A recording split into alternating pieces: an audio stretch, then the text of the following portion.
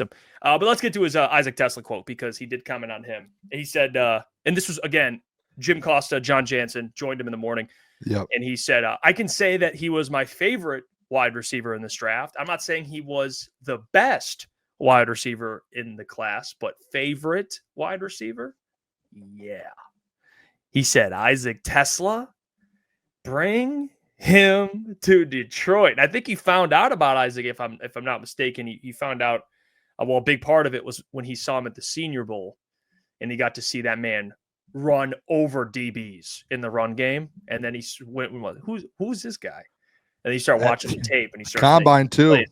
And the combine, obviously, he was out there as well. His whole family was out there. We got to see them all cheering him on with the little with the Teslas on the shirt there. But I think it's fair. Listen, I will say this about the whole, like, we can talk about the trade. Okay, whatever. But when you bring up Brad got his guy, that's the best argument, because typically when he gets his guy, it usually works out for the better. Yeah. So if this is Brad directly saying, listen, I love this player. I'm not saying this guy's going to be, on the same level as one of the best receivers in the entire league. He could, but that's not why we draft him, because we love him and we think he'd be a good player and he's a perfect wide receiver for us. When you look back and he turns out to, he works out, he's a key contributor to this team, no one's really going to look back and say, well, you drafted him in the third round. It only comes out that way if he doesn't pan out. But if it's your guy and he does, you got your guy, which I guess is the big thing to take away here, Yeah, I think so. I think too, like with Teslaa, I love that Teslaa. I said it to you yesterday, Jeff, before the Pistons stream. Like, we were kind of going back and forth, not going back and forth, but the comment you made to me when we had the conversation about it. And this is what it wasn't just that one time, but it was like every Lions fan does this that doesn't like Brad. I'm not saying, again, you don't like Brad, but it's like a natural reaction for some people with Brad, where you're like, hey, Brad said he got his guy. And then people are like, oh yeah, but what about the players that that were his guys, like Project Martins or Giovanni Manuz or Colby Sorsted? It's like, okay, let's take a step back real quick. And this is where, like, I think people forget real quick that Brad has way more hits than he has misses. And that's not saying that, hey, Brad is going to be perfect all the time. Isaac Teslaa might not work out. We don't know.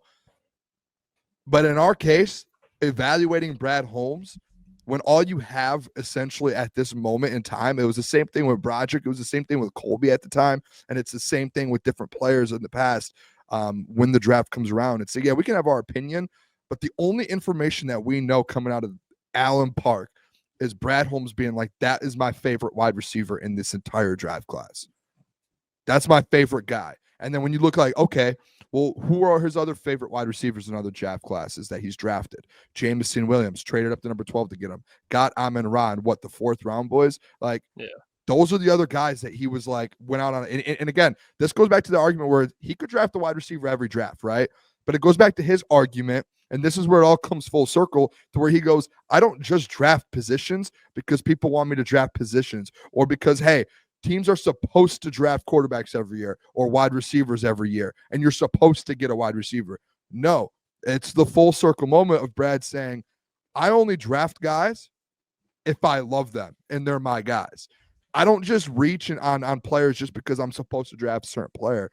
So it goes back to that, to where it's like, hey, the times that he has gone out there, yeah, Antoine Green, 7th round. I pushed the 7th round out. That's irrelevant to me. But when you're talking about the first, let's say, 5 rounds of the NFL draft, outside of, or even 6 sometimes, because he has found some guys like Christian Mahogany. But when you look at those first couple rounds, when Brad takes a step and he says, hey, I'm going for this player because I love him, wide receivers, he's 2 for 2 doing that so far. So, like, if we're talking about sample size of Brad Holmes falling in love with wide receivers within the NFL draft, he has not missed. He hasn't. He's fallen in love with 2 wide receivers early on, and he's hit on both of them. So it's like, for me, I look at it and I go, okay, like I can live with it. And now, obviously, the trade, that was where I think all 3 of us, and really all Lion fans, even if you love Brad or you love Isaac Teslaa, you look at that trade and go, okay, that might have been a little too much. And then if you do, actually, I don't know if you guys saw this, but the Jags put out an article about in their draft room, and they had like a beat writer in there doing stories. Brad originally was supposed to get a 5th back instead of 2.6. He was supposed to get a 5th and a 6th, and the Jags talked him down to doing 2.6. So he could have got a 5th and a 6th round instead of 2.6. So like you're like, okay, you could have got a better, return on your investment there. All right, whatever. But if the trade is the only thing, to me, it's like the 2/3. I'm like, that's a little steep, because when you do break down the 2/3, you start looking at. Someone commented on my post a couple days ago about it and was like, I don't really care about it. You can go get an edge in the trade deadline. Okay, well, you just gave up 2/3 round. What did you give up for Zadarius Smith, boys, at the trade deadline? I mean, what was it, a Was 5th it a or third? 6th? I thought it was a 3rd. No, it was a little higher, I thought, than that. Typically, when you want like a dude, He like gave a 3rd for Carlton. Carlton, like 3rd round, So like 4th rounds at the deadline, or those are like that's money makers, right? Like if you really need to get a guy, or you need to go make a move, whether it's DN, whether it's wide receiver, whether an offensive line, I don't know what it is, a corner, whether you need to make a move at the deadline, those are that. So it's like they're valuable in next year's draft, and we've seen Brad Holmes drafting in the 3rd round. It is important as ever. So you're giving up 2 of those picks for an Isaac Teslaa.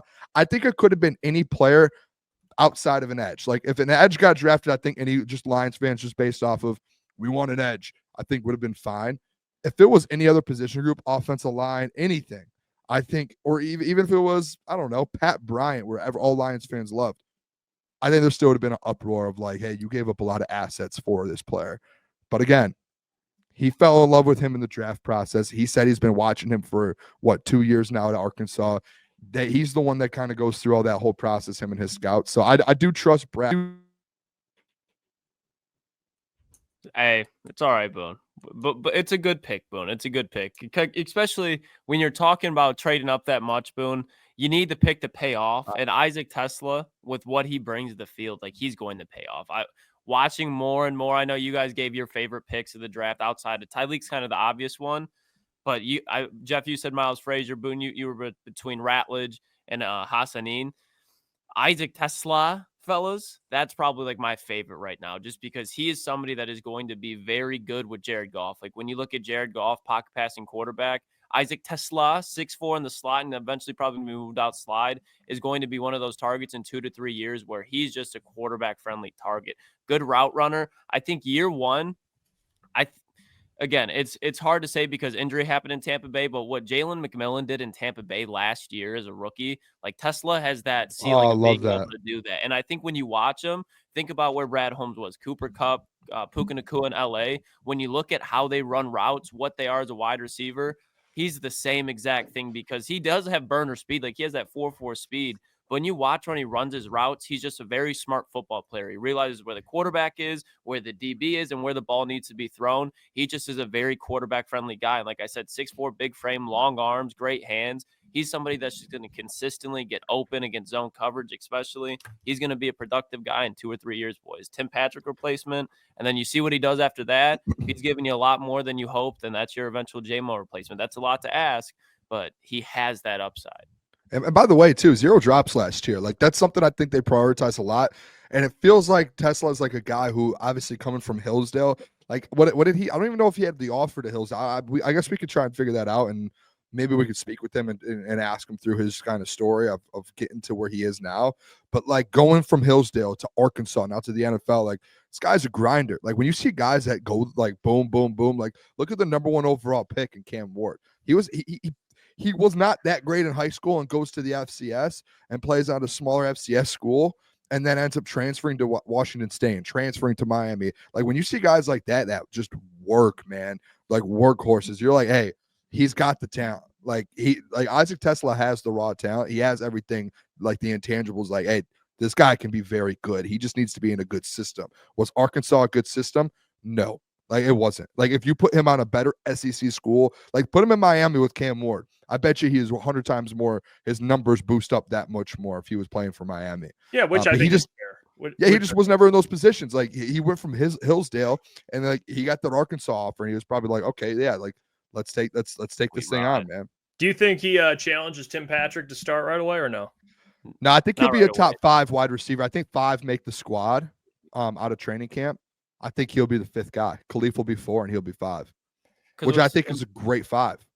Yeah, absolutely. And you got Ronnie Bell there too. But I think what's important, especially this year, is when when he was on the field at Arkansas, it was primarily out of the slot.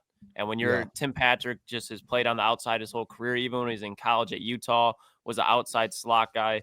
Tim Patrick, I think for most of the year now, Teslaa is going to get on the field. Like, it's not like he's not going to see the field because Tim Patrick's there. Like, he'll be on the field, but who's starting outside of injury? I don't see why you would want to take Tim Patrick off the field either. Like, after last year, he's consistent. He's a playmaker, great blocker. You can throw a jump ball to him. You go back and turn on the tape against Dallas. He does everything that you want, just not at an elite level. He's just good at everything. So there's no reason, unless of injury, to take him off the field. I mean, Antoine Green, his first year in 2023, was playing, 20 snaps a game. Like, Isaac Teslaa is going to get out there and he's going to get spot. Like, if Antoine Green's playing 9 games his rookie year, I'm sure Teslaa will get run. Yeah, and obviously special teams too. Like, he's going to be a gunner probably or something. Yeah, he'll play special teams. I think if there's an injury, he would probably, especially to like a Tim Patrick, he would be the first one. I think eventually that would be ready to play. And to be honest, obviously Khalif, but like even Khalif, like we know what the impact Khalif has as the number 4. Even if like Amon-Ra goes down or J-Mo goes down, he's going to step up. Like, again, in college, he played slot. Like, most of his snaps are out of the slot. So, like, no matter who gets hurt, he's going to be able to step up. And he's probably, honestly, like, very versatile. Like, are you throwing Tim Patrick in the slot at all, boys? No, I mean, you could throw Teslaa in there, and he's got a lot of experience on it in the last 2 years. So I'm sure he could play both if you needed him to. I'm interested to see him up against everyone. Hey, what's going on there? It's Jeff Iafrate. Appreciate you for finishing the video. You can check out one of the videos here suggested or show support by commenting, liking, and subscribing. And buy your merchandise, officialctsports.com.